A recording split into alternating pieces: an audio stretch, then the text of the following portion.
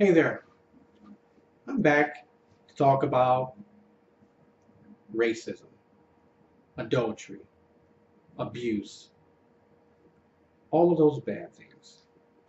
Now, remember earlier I was talking about the man and his wife and how she beat him up and he finally had the guts to call the police. So let's just go down the line and say for some time there was no more violence. He thought things were working out. These people looked perfect from the outside, but on the inside, it was a war going on. Him not knowing when was the next time she was going to fly off the handle and hit him, kick him, punch him, whatever. So they had a child, and he and she thought having this child was the greatest day of their life. And things did look good for a while. Then they had another child, and things looked a little different now because it seems as though the wife didn't want to be a mother.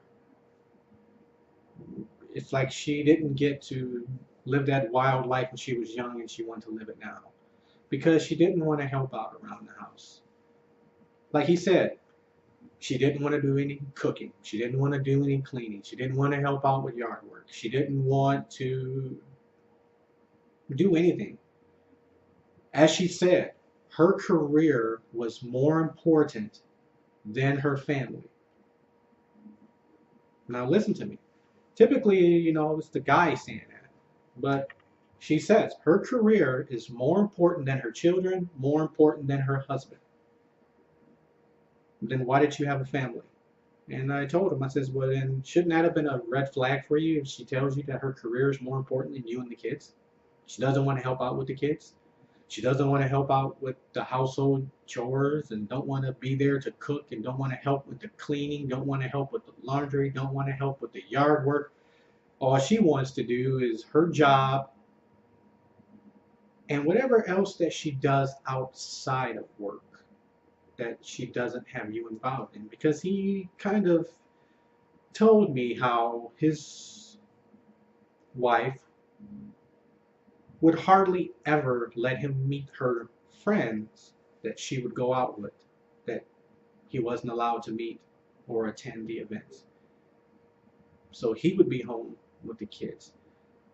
And how she always had to work late. And her job doesn't require her to always work late because he knows people in the exact same career that she's in. And they don't work late as she does. And she was always very secretive. The problem was this man was so happy about his kids, he ignored it. He ignored all the signs of adultery. And most people on the outside, you can see it. You're working late at a job that you don't have to work late at. You never bring these friends around to meet your family. You never have them pick you up at the house. You always have to meet them somewhere. You're always online talking to someone. But he didn't pay attention.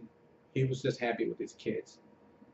He actually quit a job because his job was going to make him take a time away from his kids. So he quit that job to get another job to get less money, but he got to spend more time with his kids because that's what was more important to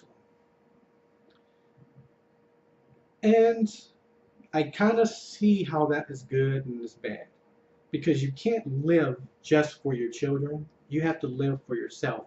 But he focused his entire world around his children. He did the cooking, he did the cleaning, he did the laundry, he did the yard work, he took them to their events. He was the one who spent time with them because her job was more important than them, so she only focused on her job and her friends. And for him, he was, I'm going to use his word, stupid. I know it's a mean word, but you do have to focus on things around you, and he didn't. And he should have saw the signs of the adultery happening. You don't get to meet her friends. Her friends never come around. She always has to work late. She's always online speaking with somebody. You can never meet any of these people and talk to these people. You never get to know where she's at or what she's doing. She always has to have her phone turned off wherever she's at. Her phone battery is always dead. Even when he buys her battery packs, car chargers, wall chargers, all this, her phone is always dead. You can never reach her when she leaves the house. Or she won't even take her cell phone with her, and she always tells you, I left my cell phone. I left my cell phone. That's why you couldn't get in contact with me. And so he buys her chargers and extra batteries and all of this, but her phone is always dying. He can never reach her for anything. Even the school, the kids at school, when there's an emergency, the school can never reach her because her phone is always dead, so they always have to call him. And in my mind, I'm looking at him and I'm saying, buddy, you need to realize something. She's not being honest with you. She's doing something shady. She has 5 batteries for her phone and her phone is always dead, or she can never take her phone with her, or she just literally says she turns her phone off. He should have noticed those are some very big red signs saying something's wrong, she's doing something she's not supposed to do. But all he cares about is, I have my kids and that's all that matters to me, and that was wrong. He focused only on his kids and not himself. And he blinded himself to a problem that was there. And we all do that. We care about somebody and we don't want to see the bad.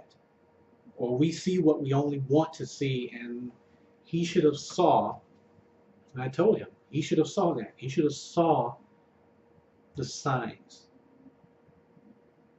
And I'll even say this, all of a sudden the sexual activity goes down because she's getting it elsewhere. He should have saw that. She's always tired when she comes back home from with her friends to spend time with you, her husband, or with her kids. And she's always up super late or getting up in the morning super early to have a conversation or to text somebody. He should have noticed that. He didn't notice it because he didn't want to notice it. We're all victims of that.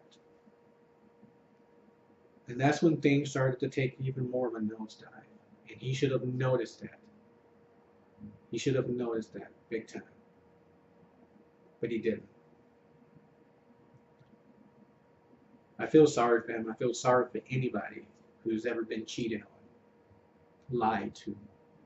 Because you give your trust to somebody. When you give your heart to somebody, you give your soul to somebody, you're giving them all of you. You're giving them your life. And when someone cheats on you, it's literally like they are taking your heart out and destroying it because you gave it to them. Cheating is something that me personally, I look at it as you're not human. You can't have a soul if you cheat. If I give you my heart, my soul, you're supposed to cherish it. You're not supposed to use it as a doormat. If I say I'm going to be faithful to you, you should be faithful to me. And she wasn't faithful to him. And I feel sorry for him that he gave his all to her. And she threw it away. So that's another step in the depravity that he went through. And we're going to go through a little bit more a little bit later. I'll talk about some other things that start to go wrong.